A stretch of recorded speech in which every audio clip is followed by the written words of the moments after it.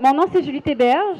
Je suis la coordonnatrice de la division Bleu Ciel de la chaire de médecine d'urgence rurale de l'Université Laval. La division Bleu Ciel, en fait, c'est une division où on pense amener de la créativité puis l'innovation sociale dans la recherche scientifique. Donc, on parle médecine, art et performance. Puis ce soir, on va vous parler de la recherche de base qui a été faite ici à Baie-Saint-Paul puis dans d'autres endroits, mais avec vous, on teste aussi une nouvelle formule de présenter de la recherche. Alors, pour nous, jeudi, le 29 mars 2018, c'est une date importante à la chaire de recherche de médecine d'urgence. Plus précisément pour nous, l'équipe d'urgence rurale 360 qui est responsable du projet pilote d'études. Il nous fait en effet un grand plaisir d'être ici avec vous ce soir afin de discuter, citoyens, décideurs, travailleurs de la santé, chercheurs, journalistes, gens du communautaire, jeunes, moins jeunes, de nos services de santé en région. Nos objectifs à la chaire avec cette soirée de conférence sont 1. D'informer la communauté sur leurs services de santé. De 2. Partager des pistes de solutions observées à ce jour. 3. De contribuer à la mobilisation et au dialogue afin que chaque milieu où on a fait la recherche mette en place des solutions qui leur ressemblent et qui font du sens à eux. Puis finalement, comme je vous l'ai déjà dit, on expérimente une nouvelle formule de transfert de connaissances, une nouvelle manière de partager l'information scientifique. Fait que, ça veut dire quoi? Ça veut dire que, outre les résultats de la recherche, vous verrez ce soir des prestations de jeunes de la Maison des jeunes Forum Jeunesse, ici à Charlevoix, Baie-Saint-Paul, ainsi que des interventions de la troupe de création de la chaire. Ces artistes et ces jeunes citoyens sont là par intérêt pour la question des soins de santé, mais également pour apporter une autre dimension aux données de la recherche. Car au-delà des chiffres, il y a des humains. Ben oui, ça c'est drôle. Et nous croyons que la santé ne se réduit pas qu'à des soins hospitaliers, que les soins de santé sont une affaire d'individus et de collectivités, qu'on soit médecin, artiste, infirmier, gestionnaire, citoyen, jeune. Voilà. Alors, on trouve que cette formule de faire appel à des gens de la place, puis à des artistes, c'est une formule prometteuse et innovatrice. Ce soir, on essaye quelque chose avec vous autres, puis on y va-tu? On y va-tu? Donc, sans plus tarder, on va y aller pour une première portion. On va être ici jusqu'à 8h30, 9h moins quart, 9h. Okay? Si vous jasez beaucoup, ça va être le fun. Fait que, sans plus tarder, je vous présente les jeunes de la Maison des jeunes de Baie-Saint-Paul.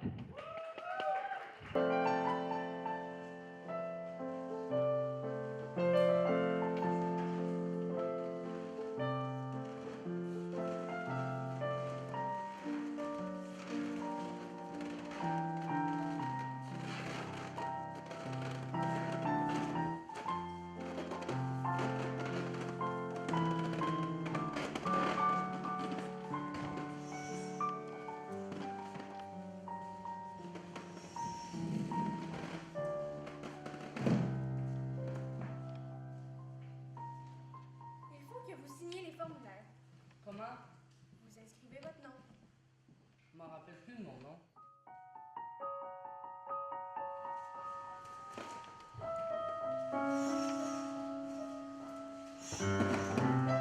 Vous signez les formulaires.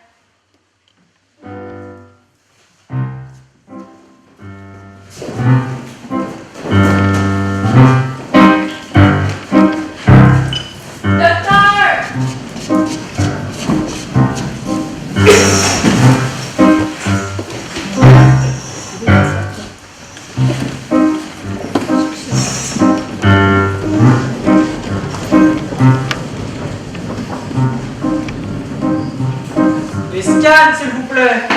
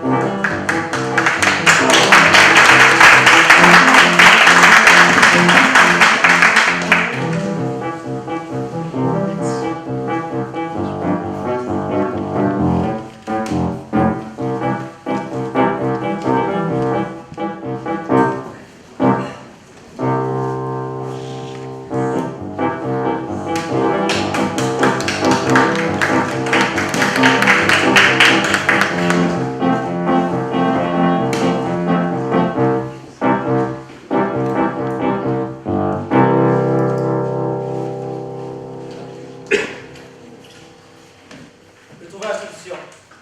Pomme ton bord, puis à go, on tire.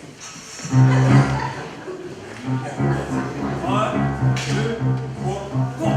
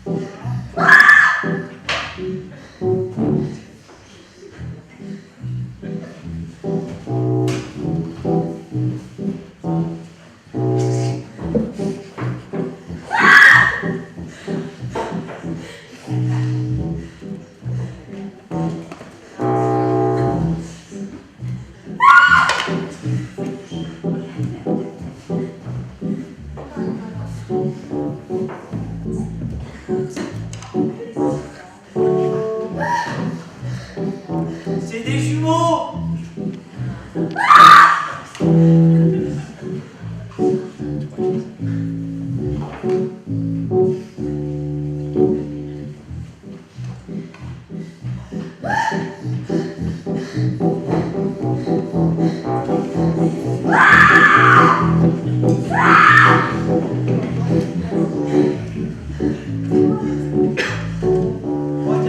Madame, vous allez devoir pousser très fort, ok?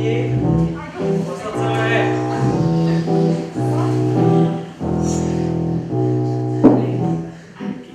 Poussez, madame!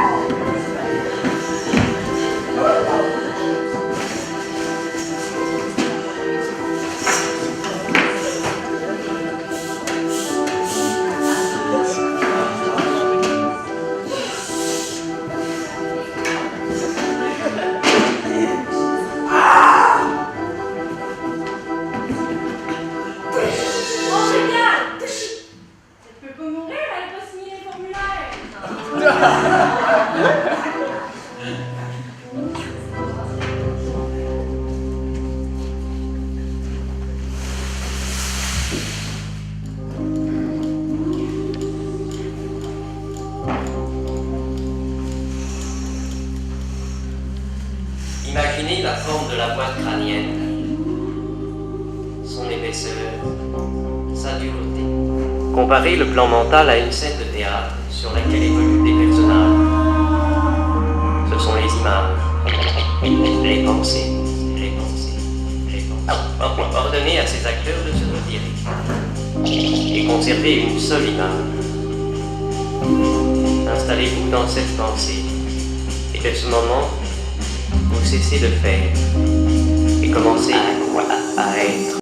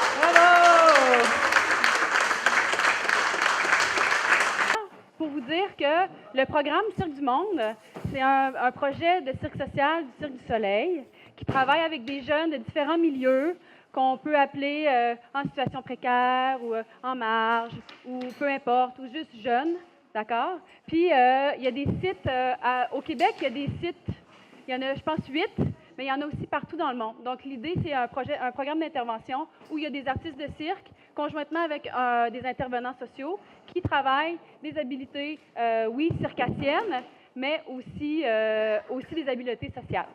Je vous présente, sans plus tarder, le docteur Richard Fleet, qui est urgentologue et titulaire de la chaire de recherche en médecine d'urgence rurale, en médecine d'urgence, point, et puis la troupe de création de la chaire.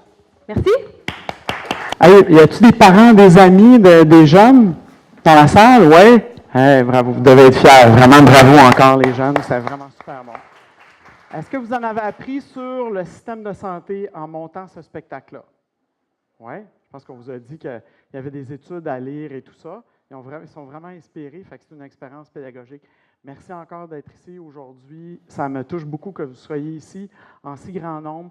Merci Julie, merci Catherine, notre coordonnatrice de recherche, et Marie-Pierre, qui ont travaillé fort aussi avec toute votre gang pour monter ça aussi ce soir. Comme Julie dit, on est vraiment ici pour vous remercier. Moi, petite histoire, je connais quand même assez bien votre hôpital. Pas juste parce qu'on a fait l'étude, mais parce que j'ai pris une sabbatique à un moment donné, puis je suis venu travailler ici pendant à peu près 6 mois. Je venais 2 fois par semaine, et puis j'ai adoré ça. Et je me suis beaucoup lié d'amitié avec plusieurs médecins ici. On va en parler un petit peu tantôt, mais c'est une communauté à qui personnellement, il y a un lien important. Et d'ailleurs, vous reconnaissez peut-être l'artiste Jean-François Racine. Alors ça, c'est à un moment donné, on skie avec lui, il a pris une photo. C'est moi et ma famille au Massif. Et puis, à un moment donné, il nous a dit, bien, on a un tableau pour toi. Et puis, fait que je pense à vous à tous les jours. Et puis, donc, à la chaire de recherche en médecine d'urgence, en fait, la chaire, c'est un fonds de recherche. C'est un regroupement de chercheurs, une équipe de recherche. Et nous, on a décidé d'étudier la médecine d'urgence en région rurale. Puis je vais vous raconter l'histoire très bientôt. Mais notre but, c'est vraiment d'améliorer les soins dans les urgences rurales à travers le Québec, mais aussi à travers le Canada. Et maintenant, on a des collaborations dans différents pays, en Australie, entre autres, et en Angleterre. Donc, je ne suis pas toute seule dans cette chaire-là. On a au moins 15 co-chercheurs, 6 universités. On a eu jusqu'à 30 étudiants, même plus maintenant, qui ont participé au projet. 300 urgences à travers le pays ont participé à nos projets. 500 professionnels. C'est 4 millions de visites dans ces urgences-là pour 6 millions de la population au Québec. Donc, il n'y a pas beaucoup d'équipes de recherche qui s'intéressent malheureusement aux urgences rurales pour toutes sortes de raisons, mais on est très heureux d'en faire partie. Et il y a un lien important ici aujourd'hui, c'est avec Nelson. C'est vraiment un peu un hasard qu'il soit ici aujourd'hui, parce que c'est Nelson, l'expérience à Nelson, qui a vraiment inspiré toute notre programmation de recherche. Alors, de 2006 à 2010, mon premier emploi, en fait, comme médecin d'urgence, était à Nelson. Donc, c'est une superbe petite ville. C'est la ville, d'ailleurs, je ne sais pas si c'est toujours le cas, monsieur le maire, mais c'est une ville jumelle à Nelson. Donc, 2 villes artistiques, super bon ski, dans les montagnes, un lac de 250 km, sommet enneigé, climat tempéré, un des plus beaux endroits au monde à vivre avec Baie-Saint-Paul et votre région. Malheureusement, cet hôpital-là, en 2001, a subi d'importantes coupures de services. Le gouvernement nouvellement élu, voulant baisser les taxes et les impôts pour concurrencer l'Alberta, son voisin, a fermé le département de chirurgie, des soins intensifs, a réduit, en fait, coupé la psychiatrie interne, réduit beaucoup d'autres services, et donc on a dû transférer beaucoup de patients. L'hôpital le plus proche était à 75 km, mais le centre de traumatologie le plus proche était à Kelowna, à presque 400 km. À travers des passes de montagne, on devait transférer des patients. Alors, c'était devenu une situation très, très difficile avec une équipe de transport de soins critiques pour 80 000 de population qu'on dessert. Nelson a à peu près 10 000 de population, mais il dessert quand même un gros bassin. Alors, c'était vraiment devenu de plus en plus important. En venant du Québec, on avait d'autres médecins de d'autres provinces. On a commencé à essayer de défendre les droits des patients, mais malheureusement, il n'y avait pas vraiment d'études à ce niveau-là. Alors, on a essayé vraiment de faire notre possible. Et quand je suis arrivé ici à la chaire, à Québec, j'ai dit, bien, écoute, je veux vraiment étudier cette question-là, inspiré d'eux, et on a décrit toute l'expérience de défense des droits de patients à travers ces dernières années. C'est vraiment le papier qu'on parle toujours lorsqu'on présente quelque chose qui a inspiré tous nos travaux. Alors vraiment, il n'y a pas de littérature là-dessus, puis il y a vraiment des besoins pour dire aux décideurs, là, vous ne pouvez pas couper, là, c'est trop, là, ou là, on a besoin de services de plus. Et vous savez, vos médecins, comme ici ce soir, sont nombreux, Saint-Paul, sont très, très occupés sur le terrain, à vous sauver la vie, à prendre soin de vous. Pas toujours le temps nécessairement là, d'aller devant les médias ou dans les réunions, même s'ils en font déjà beaucoup. Alors, il faut vraiment les aider, il faut que la population aide aussi. Alors, la question de la médecine d'urgence, c'est vraiment un gros problème. Et dans nos premières études, on s'est rendu compte que la médecine d'urgence au Canada, c'est vraiment de la médecine d'urgence rurale. Ça, c'est le pourcentage d'urgences dans les provinces qui sont des petites urgences, comme ici à Baie-Saint-Paul. Donc, vous voyez dans plusieurs provinces, et le Québec est vraiment la province où il y a un plus petit nombre de services de petites urgences. On a fait des coupures probablement il y a plusieurs années, dans les années 90. Il y a des gens ici qui connaissent un peu plus l'histoire. On a converti en CLSC. Mais vraiment, au Canada, c'est la médecine d'urgence en région rurale. Et pour vous donner une idée, au Québec, dans des petites urgences comme Baie-Saint-Paul, c'est 400 000 visites. OK? C'est beaucoup de monde qui passe les portes de ces urgences-là. C'est 4 millions à travers le Canada. Donc, il y a 14, ça c'est des visites dans les urgences. Il y a 14 millions de visites à tous les années dans une urgence. Il y en a-tu qui ont consulté à l'urgence au cours de la dernière année? Levez la main. Avec vous, avec vos parents, vos proches. OK, heureusement, vous êtes du monde en santé. Il y a quand même du monde, OK. Alors, effectivement, c'est un filet de sécurité et puis de façon importante. Alors, on a fait une étude détaillée au Québec il y a quelques années et puis on a étudié toutes les urgences rurales du Québec dans un premier temps, les décrire et on se rend compte que c'est des jeunes docteurs, normalement, dans les 3 premières années de pratique, il y a un bon pourcentage, près de 30-40 95 sont des médecins de famille qui pratiquent à l'urgence, mais qui font l'ensemble de l'œuvre dans votre communauté, contrairement chez nous à Lévis, où on fait uniquement de l'urgence. Donc, on est appelé seulement à faire ça. On n'a pas à partager notre temps, donc les gens font vraiment tout. C'est une pratique solo. Votre médecin ici à Baie-Saint-Paul est tout seul à l'urgence, OK? Jour, soir, nuit. Jour, soir, nuit, mais dans un gros hôpital, sont plusieurs médecins pour s'aider. Fait que c'est vraiment une pratique qui est assez difficile. Et puis, il y a 15 des médecins, à l'époque où on a fait cette étude-là, qui étaient des dépanneurs. Donc, des médecins qui viennent vous aider de temps en temps. La proportion maintenant au Québec semble augmenter de façon importante dans les régions rurales depuis l'organisation des systèmes. Alors, le service de dépannage en 2010 coûtait 10 millions de dollars par année, juste en frais de déplacement et d'hébergement. Donc, ça coûte très, très cher, juste déplacer des médecins pour couvrir des gardes dans les petites urgences. Et la qualité de vie au travail, on l'étudie aussi dans les urgences rurales. Elle est difficile, OK? Il n'y a pas beaucoup de ressources, même si au Québec, on a quand même plus de ressources qu'en les urgences rurales au Canada. On transfère beaucoup de patients. Ça, c'est les médecins qui nous disent, on transfère beaucoup de patients. C'est compliqué de transférer des patients. C'est une job qui est stressante. Et 30 au moment où on a fait l'étude, on dit, moi, je ne pourrais pas rester. C'est un travail qui est trop stressant. Je ne pourrais pas rester. On a vu donc les urgences rurales n'ont pas tout à fait beaucoup de services. 80 quand même au Québec ont des scans, des chirurgiens, des soins intensifs dans nos petites urgences rurales du Québec. Au Canada, c'est moins de 20 OK? Ont des services comme ça. Donc, il y a un écart. Le Québec fait bien. Là. Quand on se compare, on se console, on fait quand même bien en région. Mais on s'est attardé, est-ce que la mortalité de causes urgentes elle est plus élevée dans les milieux ruraux versus urbains, parce qu'il y a moins de services et tout ça. Puis si tu veux construire un argument pour convaincre les gens de soutenir les populations, bien, on a publié dernièrement une étude sur les accidents cérébrovasculaires, et c'est une mortalité qui est plus élevée dans les urgences rurales plus que urbaines. Et ce n'est pas surprenant, parce que, en fait, quand un patient arrive avec des symptômes subjectifs d'un accident cérébrovasculaire, les recommandations sont de passer un scanner, un TACO, à l'intérieur et le faire interpréter à l'intérieur de 45 minutes de leur arrivée à l'urgence. OK? Mais seulement 20 des urgences au Canada ont des scanners. Au Québec, c'est 80 Donc, il manque de ressources et il n'y a pas beaucoup de soins intensifs dans ces urgences-là. Alors, aujourd'hui, on va vous présenter, une fois qu'on a eu toutes ces données-là, on s'est dit, qu'est-ce qu'on fait maintenant? On connaît ce qui se passe un peu dans les urgences rurales, mais qu'est-ce qu'on fait? On a des solutions. Alors, ce qu'on voulait, c'est d'aller voir les gens, puis avoir les citoyens, les décideurs, puis voir ce qui se passe. Et Baie-Saint-Paul a été une des premières urgences à faire ça. Avec les Îles-de-la-Madeleine, on a fait une étude nordique à Fermont. Et le directeur général de l'hôpital de Fermont de l'époque est ici même dans la salle. C'est lui qui a eu l'idée de faire ces études-là initialement. Alors, on voulait voir, est-ce que c'est possible de poser des questions à des gens, des solliciter, des mobiliser. Ils vont-tu venir quand on les appelle pour compléter des questionnaires?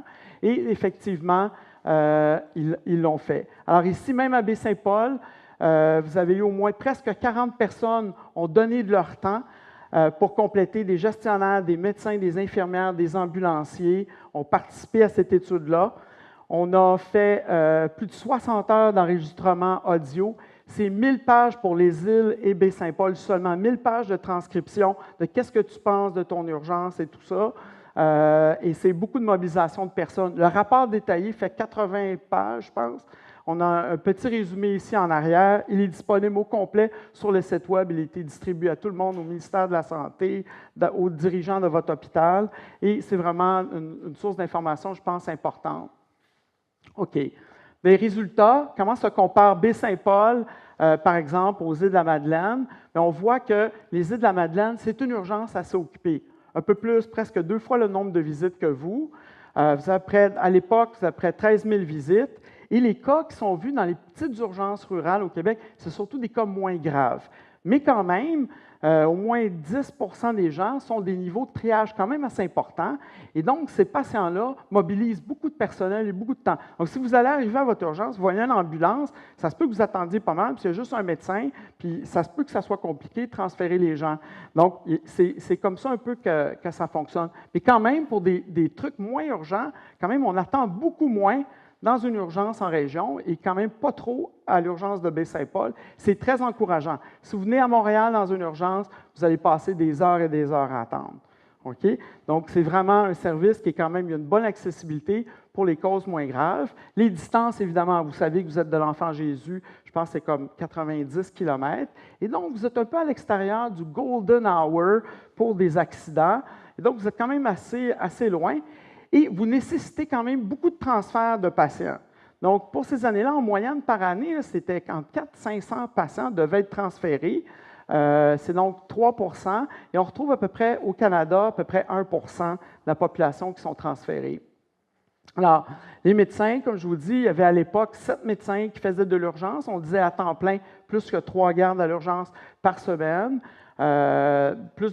Aussi des médecins à temps partiel. Je pense que la situation change un peu maintenant avec les effectifs. On voit ici la proportion d'infirmières qui sont là. Donc, ce n'est pas beaucoup de monde pour traiter des cas graves, des cas moins graves, des enfants de tous les âges. Ce n'est pas beaucoup de personnes pour vraiment vous servir. Alors, vous avez quand même un service de laboratoire de rayon X, soins intensifs, vous avez les soins intermédiaires, vous avez une échographie à l'urgence, mais vous n'avez pas de TACO. Dans les urgences rurales du Québec, on est quand même assez bien équipés, 74 % un TACO, rappelez ce chiffre-là. OK. Aux Îles-de-la-Madeleine, ils sont quand même assez bien équipés aussi. Alors, ça, c'est la proportion de chirurgiens. Vous avez des chirurgiens de garde 24/7, et ça, c'est super précieux. À Nelson, il n'y avait pas de chirurgien. Il n'y en a toujours pas. Il n'y a toujours pas de chirurgien général à Nelson. Il y a 2 gynécologues. C'est assez spécial. Donc, ils transfèrent beaucoup de personnes. Avant, il n'y avait pas de scan. Alors, nous, on a beaucoup chialé pour avoir un TACO. Le TACO est là. L'hôpital a complètement changé. Est-ce que je me trompe? Non? Ça fait du bien, un scan chez vous? Beaucoup de bien? OK. Alors, donc, qu'est-ce qui arrive au niveau des entrevues des personnes? Donc, en fait, toutes ces entrevues-là, on a regardé à différents niveaux. Et puis, par exemple, on a regardé on a classé ça de façon, quelles sont la gestion, au niveau de la gestion de l'urgence, l'organisation, des ressources et la pratique professionnelle. C'est quoi les différences et c'est quoi le contexte particulier de votre milieu? Donc, le premier terme, on a regardé au niveau de la gestion. Donc, les défis qui sont sortis, c'est les ressources minimales. Donc, les gens disent, on a vraiment les besoins minimums ici. Puis, toute la réorganisation a été vraiment un défi pour vous autres. On était au tout début de ça, au moment où on a fait l'étude. Puis, la collaboration avec des partenaires, tout ça, des milieux de référence, pas toujours facile. Alors, on se disait, il faudrait respecter des standards de soins minimums, OK? comment on se compare avec ailleurs. Il faut améliorer notre réseau de communication avec les autres réseaux. Alors, deuxième, on a parlé de l'organisation des services, puis on a parlé de transfert. On a dit qu'il y a quand même pas mal de transferts. Les services de première ligne, l'hébergement, l'accès aux ressources spécialisées, c'était tous des défis. On a des pistes de solutions, donc améliorées, qui ont été proposées par vous. Hein? C'est les pistes par vous. Donc, améliorer les corridors de services, mieux coordonner les transferts, augmenter et réorganiser les services de première ligne, augmenter l'accès aux spécialistes localement, puis aussi faire de travail d'éducation populaire par rapport à ce que c'est que de travailler ici dans une urgence. Puis on a StatComics. Est-ce que vous connaissez StatComics? C'est un urgentologue de l'Hôtel-Dieu de Lévis et un infirmier, François Paquette et Yves Lessard, qui ont une belle bande dessinée, c'est très populaire. Et là, ils ont construit des petits bonhommes juste pour nous. Puis là, ici, on voit un patient qui dit « Je refuse tout transfert en dehors de mon milieu de santé, OK, là. » Alors, souvent, les personnes vont nous dire, souvent les personnes âgées vont dire « J'y vais pas à Québec. » Même si vous êtes proche, « J'y vais pas, je préfère rester ici. » Donc, ce sentiment d'appartenance locale, l'impression d'être en bonne main aussi avec vous est très, très important. Ressources humaines et matérielles. Donc, beaucoup de défis, recruter et retenir des personnes. Actuellement, je sais que c'est un problème pour les médecins de famille. On décide des prêmes de façon plus centralisée. La télésanté, on pourrait optimiser ça. L'équipement médical, l'infrastructure, l'informatique, tous des défis importants que vous souhaitez résoudre. Des pistes de solutions, essayer de minimiser le recours aux médecins dépanneurs pour toutes sortes de raisons. Un, les coûts, mais ça serait le fun d'avoir plus de gens qui vivent dans la région et qui connaissent aussi mieux vos patients, comme vous connaissez vos patients ici, les médecins. Réorganiser les locaux, informatiser les dossiers et améliorer l'accès à ces ressources-là. Alors, c'est un petit comique encore, donc je ne sais pas si vous pouvez lire. Alors, vous venez d'arriver, docteur, c'est là qu'on commence vraiment à apprendre. Gardez votre calme, je vais vous montrer comment faire. Donc, un nouveau médecin qui commence. Et la fin est en train d'intuber, une réduction sous sédation, un accouchement, défibrillation. 6 mois plus tard, il fait à peu près tout. Et c'est ça la médecine rurale. Vous faites à peu près tout. J'exagère, mes médecins d'ici, non? C'est ce qui est très unique à la pratique en région, très riche, puis ça, il faut vendre ça. Alors, ce qui est aussi spécial, c'est que les gens s'aident ici, vous arrivez, même les citoyens, tout le monde veut vous rendre à l'aise, il veut que vous restiez, les gens font à peu près tout. Alors, en conclusion de cette partie, en fait, d'études de Baie-Saint-Paul, on va continuer un peu plus tard pour d'autres petites choses, mais cette étude-là, à tout le moins, nous a permis de voir la pertinence de l'approche des entrevues semi-dirigées. 500 pages, on vous avait vu même pas une page aujourd'hui. Est-ce que les citations que vous avez lues vous ont parlé? Ça vous a-tu... Ça reflète un peu la réalité, un peu de votre milieu. Alors, ça nous a permis de voir qu'on est capable de faire ça et qu'on peut continuer pour d'autres urgences. Et l'importance, donc, d'avoir une approche avec les citoyens, les décideurs. Ça, c'est un mélange de citations de tout le monde. Hein? Ce n'est pas juste des médecins. Et ça nous a amené à avoir une subvention pour étudier toutes les urgences rurales du Québec de la même façon, des entrevues de la même façon qu'on a fait ici. Grâce à vous, Baie-Saint-Paul, merci beaucoup. Donc, je cède la place à notre équipe de cirque, la chaire, pour nous présenter un autre numéro par rapport aux urgences rurales.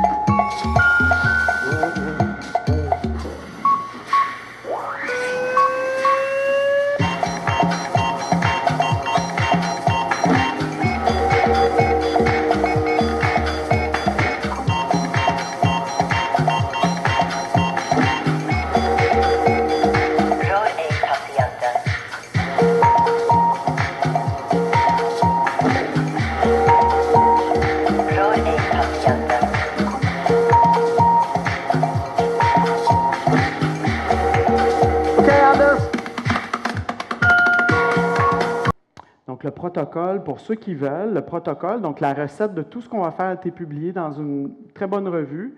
Donc, c'est ce qu'on va faire au Québec, à travers le Québec, le projet Urgence rurale 360. Ça, c'est toutes les urgences qu'on va étudier. Alors, vous pouvez le voir, là, c'est vraiment les étoiles qui sont là. Et vous voyez, les centres de référence, c'est les cercles rouges. OK? C'est les grands centres où on transfère. Donc, vous voyez qu'il y en a qui sont au-dessus, finalement, de 55 km de ces centres-là. Donc, c'est presque impossible qu'ils soient vus s'il n'y a pas de système d'hélicoptère en dedans d'une heure, selon les recommandations de traumatologie. Alors, en fait, 360, c'est ce qu'on va faire, c'est ce qu'on fait à Baie-Saint-Paul. Mais entre-temps, on a déjà commencé à penser à des solutions. Après vos solutions, les Îles-de-la-Madeleine, Fermont, puis aussi plusieurs études, puis on a sondé des gens au Québec et à travers le Québec des médecins d'urgence. Il y aurait des solutions déjà pour améliorer les soins, les protocoles de soins, améliorer les transferts, des formations avec des simulateurs en région, de l'échographie ciblée, améliorer le recrutement, la rétention, la télémédecine, des spécialités médicales ajoutées. Et est-ce qu'on pourrait même déployer des drones, par exemple, en région rurale, pour voir s'il y a un accident arrivé sur les lieux avec des drones pour voir ce qui se passe? On est en train aussi de regarder cette littérature-là. Est-ce qu'on serait dû pour un système d'hélicoptère au Québec? Faut y penser. C'est sur la table, en fait, maintenant. Alors, mais il y a aussi la télémédecine, donc des systèmes, en fait, très sophistiqués, disponibles sur votre téléphone à 8 $ par mois, où vous pouvez communiquer avec quelqu'un de façon sécuritaire, avec un besoin très faible en réseau. C'est sur votre réseau cellulaire. C'est REACS, que vous avez peut-être vu à RDI Économie. C'est un cardiologue de l'Hôpital du Sacré-Cœur de Montréal qui a développé cette plateforme-là. Vous pouvez aller voir sur le site. Ça va complètement révolutionner la médecine d'urgence en région, la médecine en région. Un écho cardiaque complet peut être fait à distance. Vous pouvez traiter toute une population isolée comme à l'île aux Coudes via cette plateforme-là. Et donc, c'est sûr qu'on aimerait déployer ça. Parlons un peu de l'éléphant dans la pièce, si on veut, l'accès à un TACO. Alors, parallèlement à cette étude-là, il y a des étudiants en médecine qui ont travaillé avec nous il y a quelques années et qui voulaient faire un projet. J'ai dit, pourquoi tu n'étudies pas le nombre de transferts de l'urgence de Baie-Saint-Paul seulement pour raison de ne pas avoir de TACO. Donc, des transferts via la Malbaie ou ailleurs pour avoir accès à un scan. Alors, ils ont publié cette étude-là. Donc, des étudiants en médecine, c'est quand même beaucoup. C'est très rare qu'un étudiant en médecine réussisse à publier un article qui décrit, en fait, le fait que si tu n'as pas de scan, ça augmente tes transferts inter-établissements. Ce n'est pas nommé là-dedans, mais c'est l'étude de Baie-Saint-Paul. OK?